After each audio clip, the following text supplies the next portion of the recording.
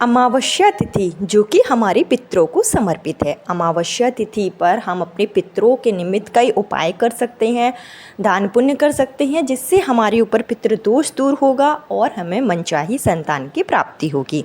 अगर संतान में प्राप्ति में बाधाएं आ रही होती हैं या पुत्र प्राप्ति की चाह है लेकिन पूरी नहीं हो पा रही होती है, तो ऐसे में शनि दोष का होना, नज़र दोष का होना या फिर पितृदोष का होना बताया जाता है।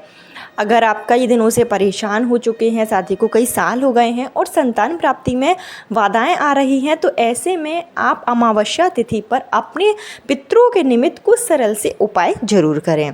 आपको बता दें कि इस बार ज्येष्ठ माह की अमावस्या है जो कि सोमवार के दिन पड़ रही है और इसी दिन वट सावित्री व्रत है और शनि देव का जन्म हुआ था, जिससे कि शनि जयंती भी इसी दिन मनाई जाएगी। आपके पास बहुत ही अच्छा मौका है, बहुत ही अच्छा दिन है। अमावस्या तिथि पर आप कई उपाय कर सकते हैं जिससे शनिदेव, भोलेनाथ के साथ साथ आप अपने पितरों को भी प्रसन्न कर सकते हैं, जिससे कि आपको अखंड सौभाग्य की प्राप्ति होगी और आपकी पुत्र प्राप्ति की चाह भी पूरी होगी। अगर आपके घर में अशांति रहती है, लड़ाई झगड़े का माहौल रहता है, घर में धन भी नहीं टिकता है और आप वंश की वृद्धि के लिए काफ़ी परेशान हो गए हैं, तो अमावस्या तिथि पर और ख़ास करके सोमती अमावस्या, क्योंकि इस बार की जो अमावस्या है वो सोमवार के दिन पड़ रही है, जिससे कि इस अमावस्या का महत्व और भी ज़्यादा बढ़ गया है। अमावस्या तिथि अगर सोमवार को पड़ती है तो ये काफ़ी लाभकारी मानी जाती है। सोमती अमावस्या का दिन है, वट सावित्री का दिन है, शनि जयंती है। आपके पास बहुत ही सुनहरा मौका है, तो निसंतान दंपतियों को संतान प्राप्ति के लिए इस दिन उपाय जरूर करना चाहिए। आपको बता दें कि ज्येष्ठ माह की अमावस्या इस बार 26 मई को है।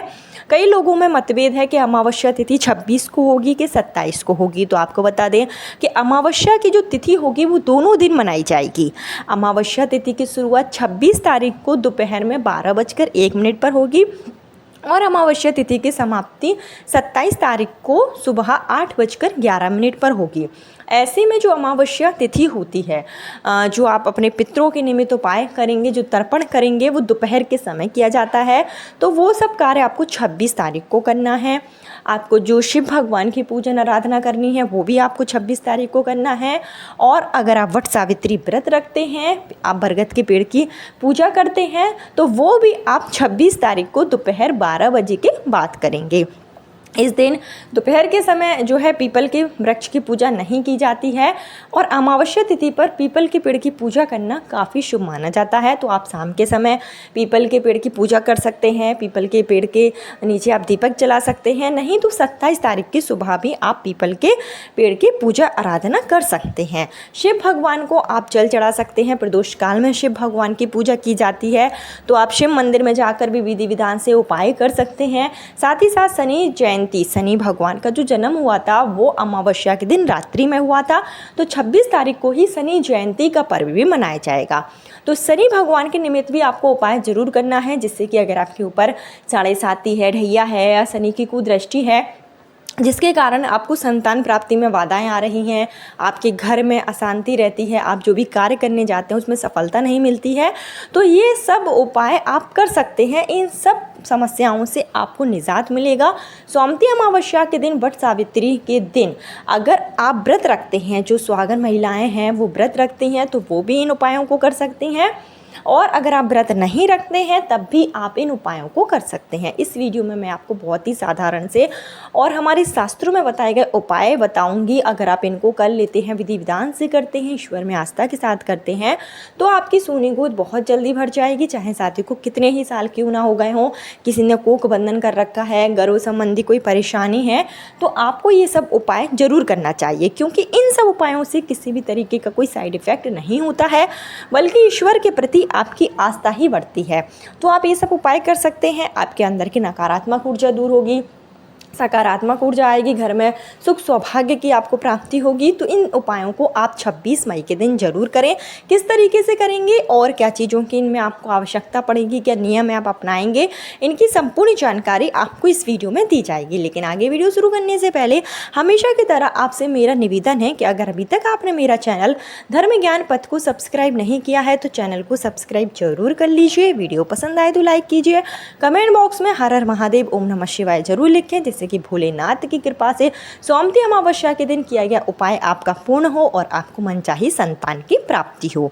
आपको इस दिन क्या करना है, सोमवती अमावस्या के दिन अगर आपने वट सावित्री व्रत रखा है तो आप बरगद के पेड़ के नीचे जाकर जिस तरीके से आपके घर में पूजा पाठ होती है वो आप करें। बरगद के पेड़ के नीचे दीप प्रज्वलित करके मीठा अर्पित करें और साथ ही साथ कच्चा सूत जो है वो पीपल बरगद के पेड़ में आपको बांधना है। कच्चा सूत आप खाली नहीं बांधें, उसमें जो आपने सफ़ेद कलर का सूत लिया है उसमें थोड़ा सा हल्दी उसमें लगा लें। उसके बाद ही आप बरगद के पेड़ की 108 बार परिक्रमा करते हुए कच्चा सूत बांधें, अपनी मनोकामना बोलें। और साथ ही साथ अगर आप 108 बार जैसे परिक्रमा नहीं कर पा रहे हैं तो आप 7 बार भी बरगद के पेड़ की परिक्रमा कर सकते हैं। इस दिन वट सावित्री व्रत होता है, महिलाओं को अखंड सौभाग्य की प्राप्ति होती है और आपको सुहाग की चीज़ों का दान जरूर करना है। आपके पास जो भी सुहाग की चीज़ें हैं, चूड़ी, बिंदी, कुमकुम इत्यादि का आप दान जरूर करें। इसके साथ ही आप अपने वंश की वृद्धि के लिए, अपनी मनोकामना पूर्ति के लिए एक छोटा सा उपाय कर सकते हैं। जब आप अपनी पूजा करेंगे उसी के दौरान एक आप बरगद का पत्ता लें, उस पर आपको बालू से शिवलिंग बनाना है। बालू जैसे नहीं है तो जो मिट्टी होती है बरगद के पेड़ के नीचे की, उससे आप पार्थिव शिवलिंग बना सकते हैं।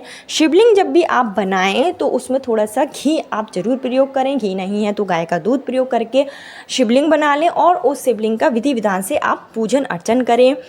शिवलिंग का अगर आप सोमवती अमावस्या के दिन बरगद के पेड़ के नीचे पूजन करते हैं तो इससे आपके वंश की वृद्धि होती है और जो भी आपकी मनोकामना होगी वो निश्चित रूप से पूरी होगी।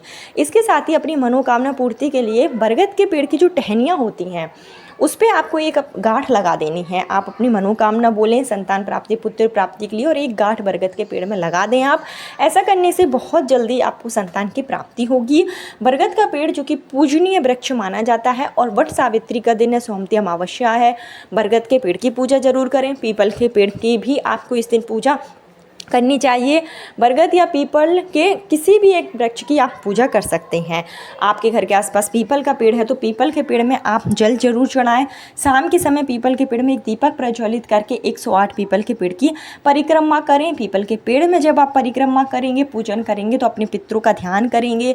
ओम सर्व पितृदेवताभ्यो नमः मंत्र का जाप करें। साथ ही साथ शनि चालीसा का भी आप पाठ कर सकते हैं। पीपल के पेड़ में साक्षात ब्रह्मा विष्णु महेश का वास होता है, जिससे कि अगर आप पूजन अर्चन करेंगे तो आपकी समस्त मनोकामनाएं पूरी होंगी। पीपल का वृक्ष जो कि पितृतुल्य माना जाता है, पीपल के पेड़ में अमावस्या तिथि पर जल चढ़ाने से हमें हमारे पितरों का भी आशीर्वाद प्राप्त होता है, हमारे ऊपर जो पितृदोष होता है वो भी दूर हो जाता है। इसके साथ ही सोमवती अमावस्या है, सोमवार का दिन है। शिव मंदिर में जाकर एक छोटा सा कार्य आपको जरूर करना है कि आपको लेना है आटे की 108 गोलियां बनानी है। इस दिन गेहूं का आटा आप सान लें और आप 108 छोटी छोटी गोलियां बना लें।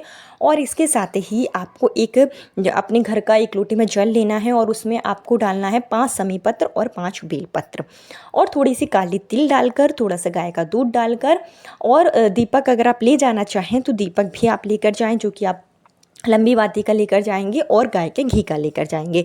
ये चीज़ें लेकर आपको जाना है शिव मंदिर में। शिव मंदिर में जब आप जाएं, सबसे पहले आप शिवलिंग पर जो जल लेकर गए हैं वो आप जल शिवलिंग पर चढ़ा दें और इसके साथ ही थोड़ा सा जल आपको नंदी भगवान पर भी उसी लोटे से चढ़ाना है जिस पर आपने शिवलिंग पर जल चढ़ाया है। जो आप बेलपत्र लेकर गए हैं, जो आप समी पत्र लेकर गए हैं, वो आप अपनी मनोकामना के साथ में शिवलिंग पर चढ़ा दें। शिवलिंग पर सोमवती अमावस्या के दिन काली तिल चढ़ाने से शनि दोष से आपको मुक्ति मिलती है और आपके ऊपर जो भी अशुभ ग्रह की स्थिति होती है वो दूर हो जाती है और हमारे पितरों का भी आशीर्वाद हमें प्राप्त होता है। ओम नमः शिवाय का लगातार जाप करें। जो आप आटे की 108 गोलियां ले गए हैं वो गोली एक एक करके आपको शिव जी पर ओम नमः शिवाय का जाप करते हुए चढ़ा देना है।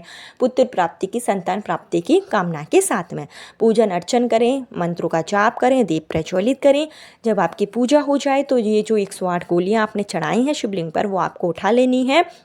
इसको आपको शाम के समय पीपल के पेड़ के नीचे जाके रख देना है। और अगर आप यह उपाय शाम के समय कर रहे हैं तो आप अगले दिन यानी कि 27 तारीख को भी आप ये जो गोलियां हैं वो शिव जी से उठाकर आप पीपल के वृक्ष के नीचे रख सकते हैं। आप चाहें तो इन गोलियों को किसी तालाब में डाल सकते हैं जिससे कि मछलियाँ इनको खा लें, और या चाहें तो आप चींटियों के लिए ये पीपल के पेड़ के नीचे रख सकते हैं। इनको जितनी चींटियाँ खाएंगी उतना ही शनि दोष से आपको मुक्ति मिलेगी, शिव भगवान का आशीर्वाद प्राप्त होगा। तो 108 गेहूँ के आटे का यह उपाय आप जरूर करें।